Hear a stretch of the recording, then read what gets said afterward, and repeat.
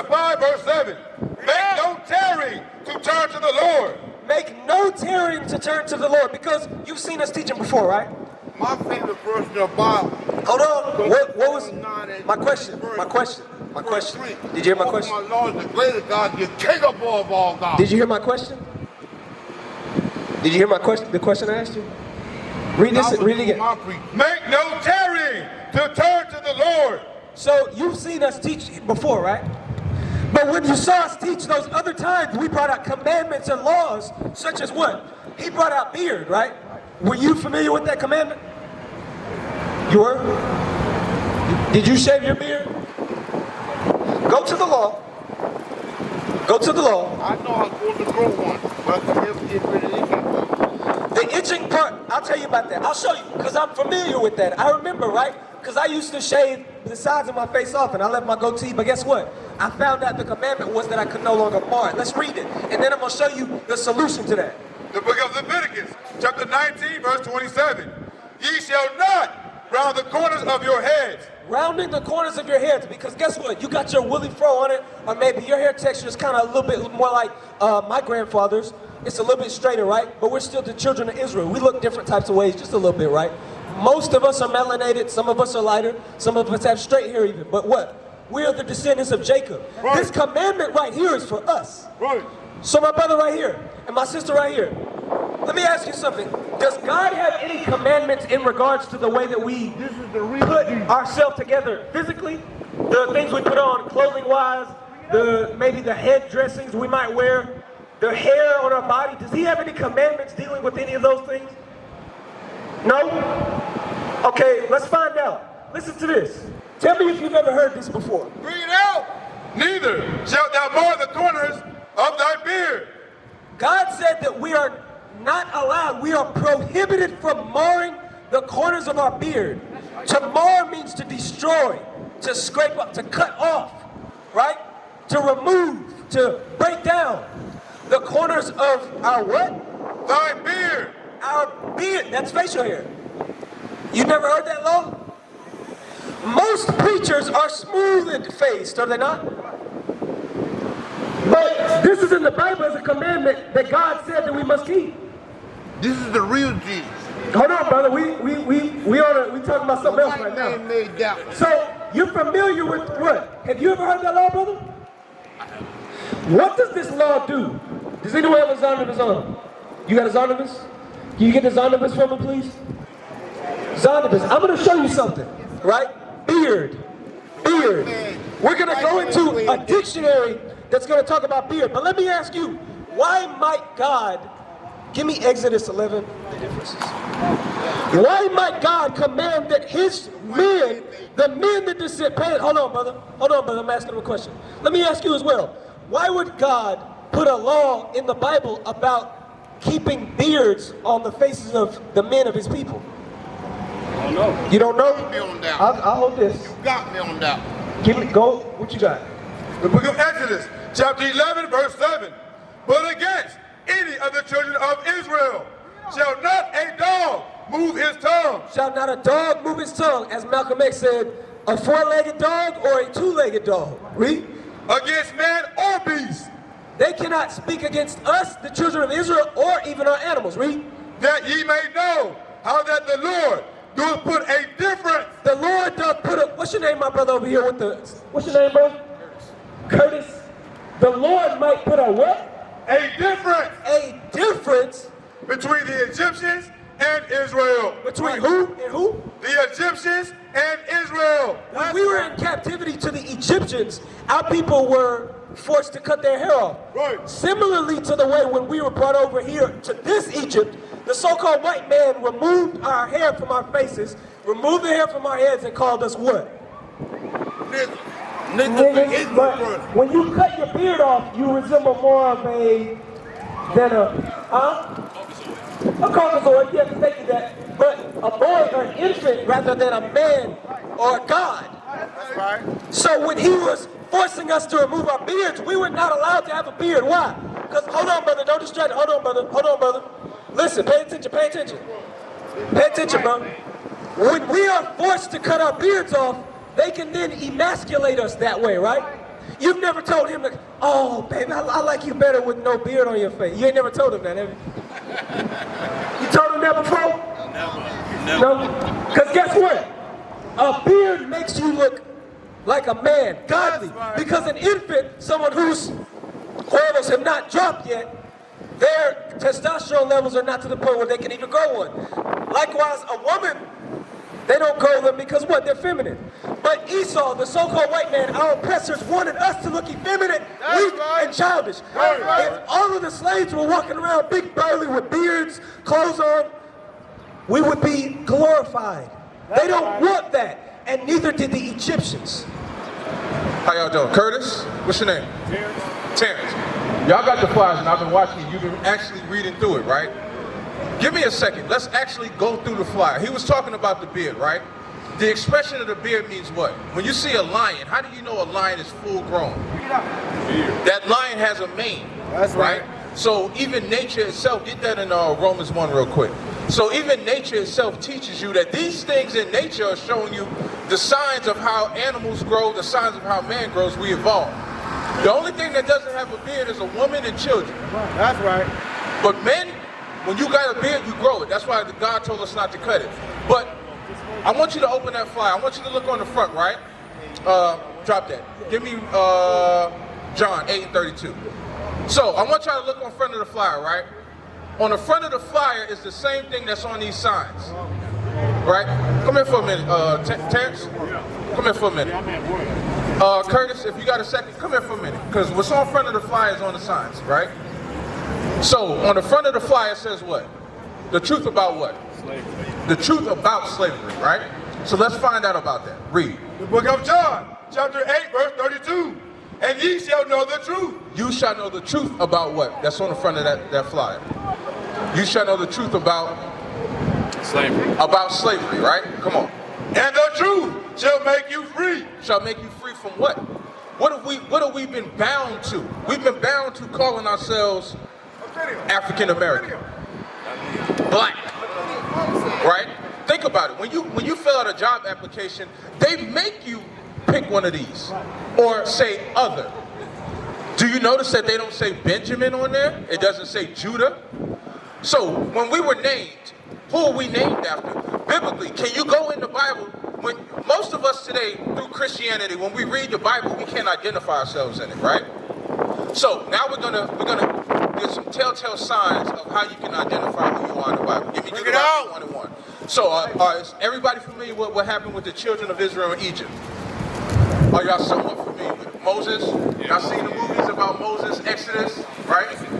So who was exiting out of Egypt? Those were called the children of Israel. Bring it out. So we're going to read in Deuteronomy 1:1 who Moses was talking to. Who came with Moses out of Egypt? All right? Read. The book of Deuteronomy, chapter 1, verse 1. These be the words which Moses spake unto all Israel. You see that? So Moses is talking to Israel, right? Have you been to school? Yes. You been to school? Absolutely. So if you're in school, you're in the auditorium, you have one teacher, right? So that one teacher is giving you a syllabus. At the beginning of the syllabus, it's telling you that Moses is speaking to this particular people. Read that part again. These be the words which Moses spake unto all Israel. So that's the classroom setting, right? Moses is talking to Israel. So now we're going to go to Deuteronomy 28, and I want y'all to look at that flyer. Deuteronomy 28, give me verse, pick one, 32. The book of Deuteronomy, chapter 28, verse 32. Thy sons and thy daughters shall be given unto another people. Terrence, you see that flyer, right? We read John 8:32. It said, you shall know the truth and the truth shall set you free, right? Read that part again. And I want you to think about it. And I want you to look at these signs. Hold this sign up. Hold this sign up for me, so read. Thy sons and thy daughters shall be given unto another people. Historically, who did that happen to? Historically, when did that happen? Black slavery, yeah. 1619, 1492, right? So, who did Moses speak to in Deuteronomy 1:1? Us. Us being? Deuteronomy 1:1. The book of Deuteronomy, chapter 1, verse 1. these be the words which Moses spake unto all Israel. You see? Israel, right? Because there's a difference between Africans and Israelites. They're dark-skinned, but they're not the same people, right? So, now, go back to Deuteronomy. Now, we're going to read 32 again. Read. Deuteronomy 28, verse 32. Thy sons and thy daughters shall be given unto another people. So, who did that happen to? Us, black people. Historically, that happened to the Israelites. That's right. That's who Moses is talking to. He's only talking to the Israelites. He said, your sons and your daughters will be given to another people. Give me 68. Let's hit the punchline, right? How did we get here? How did our ancestors get here? White people slaves, they came with the ships. What mode of transportation? Was it Royal Caribbean? Was it Carnival Cruise Line? No, right? They were on cargo slaves. They were on ships made to ship cargo. That's right. Right? Read.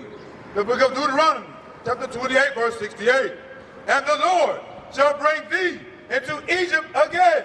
So, the children of Israel, we read in Deuteronomy 1, they came out of Egypt, right? So now he said that they're going to go back into Egypt again. Egypt means something. So we're going to get the definition of Egypt in the Bible. The Bible's going to describe what Egypt means, okay? Read. The book of Exodus, chapter 20, verse 2. I am the Lord thy God, which have brought thee out of the land of Egypt. You see that? He said, I brought you out of the land of Egypt. Go ahead. Out of the house of bondage. So when it says out of the house of bondage, when you're bound, are you able to go by your free will? No, you're in slavery. So Egypt is synonymous with slavery or bondage, right? Go back to Deuteronomy 28, 68. Book of Deuteronomy, chapter 28, verse 68. And the Lord shall bring thee into Egypt again. Into bondage again, slavery again. Look at them. Look at them. Go ahead. With ships. With what? With ships. With what? With ships. What was the mode of transportation our people got here? On ships. On cargo slave ships. Go ahead. By the way whereof I spake unto thee. So he's basically saying exactly how I'm telling you it's going to happen. This is how it's going to happen, right? Come on. Thou shalt see it no more again. What will we not see again? We were in the land before we were in Africa. Well, we were in Northeast Africa, what they call the Middle East today, right? Israel. So we were in a land that was given to us, right? And it says that you will be taken into slave ships, right? And it says you will not see what? Thou shalt see it no more again. You would not see that land again. And the Lord shall bring thee into Egypt again with ships. By the way whereof I spake unto thee, thou shalt see it no more again. And there, when that ship stops in Charleston, when that ship stops in New England, when that ship stops in Brazil, when that ship stops in Puerto Rico, go ahead. And there ye shall be sold. Bring it out. That's your history. This is your history. There you shall be put on. This is the stock market right here. This is where the stock market started at. Right here. You shall be sold. We were what do you call it? Commodity. We were commerce. That's right. We were merchandise. Go ahead. Teach y'all. And there ye shall be sold unto your enemies. Your friends. Your enemies. So today, are we in the land with the people that sold our ancestors? So what did God call them? Read. Your enemies. So he didn't say these were your friends. He didn't say after 300-400 years of slavery they would be your friends. He said the people that sold your ancestors were your enemies. Now they birthed children. You think that we went through 400 years of slavery and they didn't know what happened, what their ancestors did to us? They didn't benefit off the backs of our hard-earned labor? Right. This society was built on slavery. That's right. On buying and selling men and women. Right. Give me that in Revelation. So, everything's going on in Ukraine, right? Everything's going on in Russia. Even in Ukraine and Russia, they won't allow blacks to leave. Why is that? Because these people are not loved anywhere. We're hated, right? Right. So they took us, made us into merchandise, and then they're selling us off, right? So what are we doing here now? Instead of you actually having a leash on your neck, they let you walk around free. Why? Because you've been destroyed. You've been trained. Right. You've already been trained to do what you were told to do. Teach y'all. Now you go to work, you build up the economy. Now instead of them taking care of you, they make you take care of yourself, and they pay you little to no wages. That's right. You know what I want? Read. The book of Revelations, chapter 11, verse 10. I want you to listen to this, sis. Go ahead. And they that dwell upon the earth shall rejoice over them, and make merry, and shall send gifts one to another. That's not what I want. That's not what I want. All right. You got to get something to eat. You going to buy it? Yeah, I got to. Stop. Let me show you something. Let me show you something. Give me that Deuteronomy. So, you Israel, right? This is the Sabbath day. You know what the Sabbath day is? When do most Christians go to church? Sundays. Is Sunday the Sabbath day? All right. What is the Sabbath day? I don't know. I'm asking. You know a little bit of Spanish? What do they call Saturday? I just know that. Sábado. That's right. Keyword Sabbath, right? The day of rest, right? Give me that. Yes. The book of Deuteronomy, chapter 5, verse 15. And remember that thou wast a servant in the land of Egypt, and that the Lord thy God brought thee out thence through a mighty hand, and by a stretched out arm. Therefore the Lord commanded thee to keep the Sabbath day. So we were commanded to keep the Sabbath day. Give me that in Exodus 20. We were commanded to keep the Sabbath day. One of the things on the Sabbath day from the children of Israel was to not buy and sell. Do you know why? Because God commanded it, That's right. right? That was a day of rest. It says 6 days thou can labor. You can do whatever you want those 6 days. But when it comes to the Sabbath day, this is the day of rest for us. He gave you a day off. Esau, they don't give you, the white people don't give you a day off. They'd have you work 7 days a week if they could. But God commanded us to take a day of rest. Watch, read. The book of Exodus, chapter 20, verse 9. 6 days shalt thou labor and do all thy work. Exodus chapter 20 and verse 8. Verse 8. Remember the Sabbath day. Why does he say remember? Because we would be in captivity, and guess what we would do? We would forget. That's right. So now, instead of you keeping the Sabbath on Saturday and understanding how to keep it, most people think that Sunday is the day of rest. Most people think that you're supposed to go to church on Sunday, right?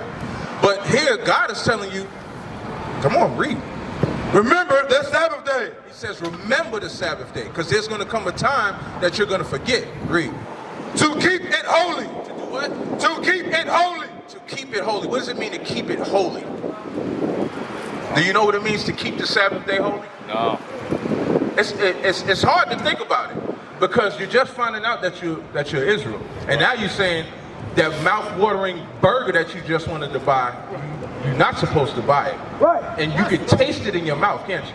You want to get it, but you're not supposed to get it. Make you a nice tuna sandwich and eat your tuna sandwich until it gets dark. Right. Then you get you a burger. Read. 6 days shalt thou labor and do all thy work. You see that? 6 days you can do your labor, right? Come on. But the seventh day is the Sabbath of the Lord thy God. Pull your phone out. Look on your calendar. I like it. Pull your phone out, look on your calendar. And I want you to tell me what day starts the week and what day ends the week. Sunday. So Sunday is what? First and last day of the week. That's the first day of the week. First day of the week. So what's the last day? Saturday. That's the seventh day. That's right. That's the day of rest. Bring it out. So Friday sundown to Saturday sundown, we're not supposed to buy or sell. We're supposed to rest. Bring it out. Give me that in Nehemiah 13. Go ahead. The book of Nehemiah, chapter 13, verse 15. In those days saw I in Judah some treading the winepress on the Sabbath. Judah. What tribe are you from, my brother? Did he end up showing you over here, right? You saw that this is the 12 tribes of Israel. You see these names here? Yep. Judah, Ben. So what? These are the names that we received in slavery. Where would you fall at, more or less? Do you know your father? Yeah. I'll be a Judah. I'll be black. Judah, right? Read that again. In those days saw I in Judah. So this is when we were in our land where a lot of the Judites was at, right? Judea, read. Some treading the wine presses on the Sabbath. Treading wine presses. This is work, yes? Treading wine press, stopping the grape. Press, wine press. They extracting the grape juice so that they can pack it into the barrels to make wine, right? They were working on the Sabbath, read. And bringing in sheaves and lading asses, as also wine. And lading asses. They were putting their stuff, hoisting their stuff they was going to sell up onto their donkeys, right? Read. As also wine, grapes, and figs. All type of stuff that they would grow. Because we had land, right? Do you have land? This is many of our goals, right? Because guess what? Food shortages will be hitting. This is the end times. These scriptures that we've been coming out, right? These are the laws that we can get right with so that what? When Christ the Messiah comes back, shoot, it's going to be a lot of destruction. We got to be ready, right? We got to be ready spiritually, mentally, even preparationally, right? We might have to have some food stored up, some water stored up. Read. And all manner of burdens, which they brought into Jerusalem on the Sabbath day. So they were bringing these things that they were going to buy and sell and work with, buying and selling, don't lose the point, on the Sabbath day. You understand, bro? Yeah. They were doing that on the Sabbath day. But is that okay? Why did he notice it? Read. And I testified against them in the day wherein they sold victuals. Hey, excuse me, my brother. Let me ask you a question, my brother up here. Let me ask you a question, bro. The Sabbath day. You ever heard of the Sabbath day? What day is the Sabbath day? What people? Oh, that's on 7, right? What day do most people go to church though? You don't know what most? How old are you, bro? Church. What day do most people go to church on? Sunday. But is Sunday the 7th day? Sunday the first day. It's supposed to be. It is. On any calendar you look at, Sunday, Monday, Tuesday, 7th day is Saturday. Sábados is called in Spanish, right? Even Saturday in Spanish spoken aloud is spelt the same way Sabbath day is. But why? Give me Daniel. Change times and laws. 7. What's going on, my brother? How you, bro? What's going on, huh? I said, how you, bro? What's going on? Y'all are married? Nah, man, this is my sister. We ain't married. Oh, that's his sister, okay? Yeah. So guess what? Both of y'all are going to learn your history today, right? You ever heard of the Israelites in the Bible? That's right. Drop that. Y'all practice Islam? She practices Islam. But both of y'all practice Islam. Yeah, my sister Muslim. I don't. But you don't. So let's reconcile that. Can we talk for a moment, right? Can we find the history of Ishmael in the Bible? Brother, I don't read the Bible, bro. you don't read the Bible? What you believe in? What you believe in? What you believe in? What you believe in, bro? Hey, that's Muslim. Let's deal with Islam. Give me Deuteronomy chapter 20. What you got? Yeah, give me that. Jeremiah chapter 3. Because I want to show you something about the other religions that we have come into in the captivities we were in. Most people have never heard of the sub-Saharan slave trade. The sub-Saharan slave trade came before the transatlantic slave trade, in which Arabs were selling our people all across. And guess what? They were invading Africa during the Punic Wars, the Crusades. All of the Islamic areas of Africa were not Islamic before Ishmael had invaded them in the hundreds, in the medieval era.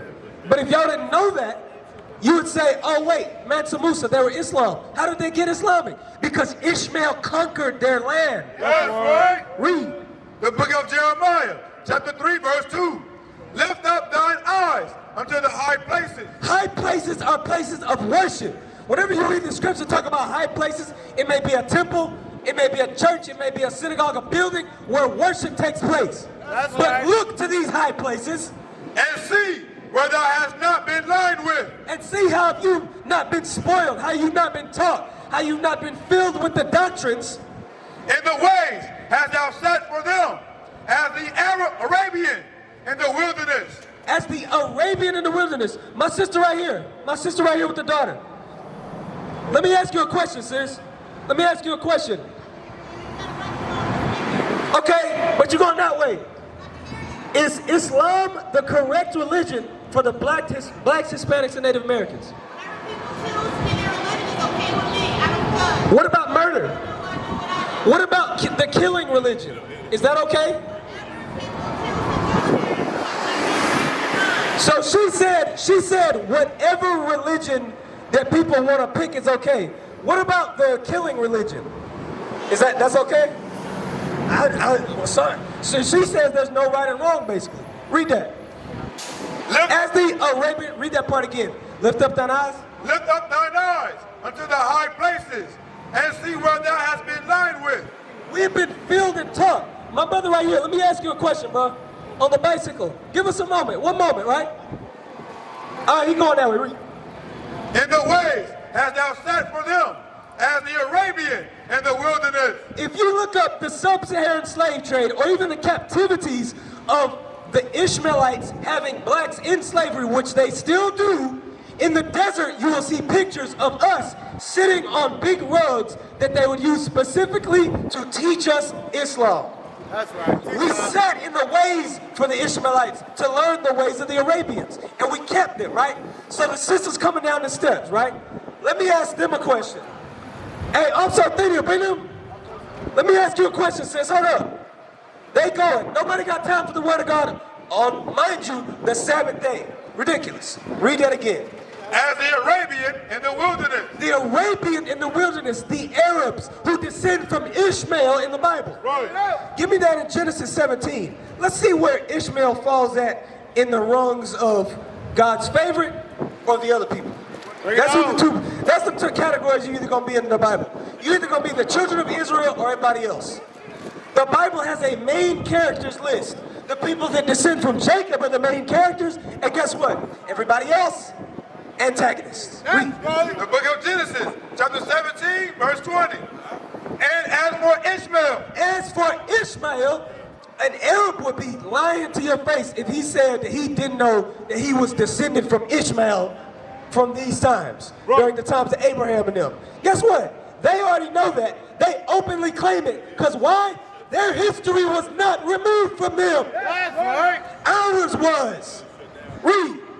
I have heard thee. Behold, I have blessed him, and will make him fruitful, and will multiply him exceedingly. So guess what? Ishmael was blessed. Read. 12 princes shall he beget, and I will make him a great nation. So guess what? Ishmael, they are very rich. The so-called, well not so-called, the Arabs, they are very rich. The descendants of Ishmael, as they are called in the Bible. Read. But my covenant. Whoa! But his covenant, the promises, the favor, the favoritism, will I establish with Isaac. We used to scream black power while Haran was pushed. But at the end of the day, nothing's in vain. IUIC has been given a vision. The tents of Judah has risen. Many has attempted the mission, minor murmuring, omitting, and missing the mark. Just reading that he had the flame of fire in his eyes gave us the spark. We on Paul's mission. We out on the road, purple and gold. From Mexico, Cuba, Haiti, Ghana, Sierra Leone. 144,000 boots banging, concrete crackling.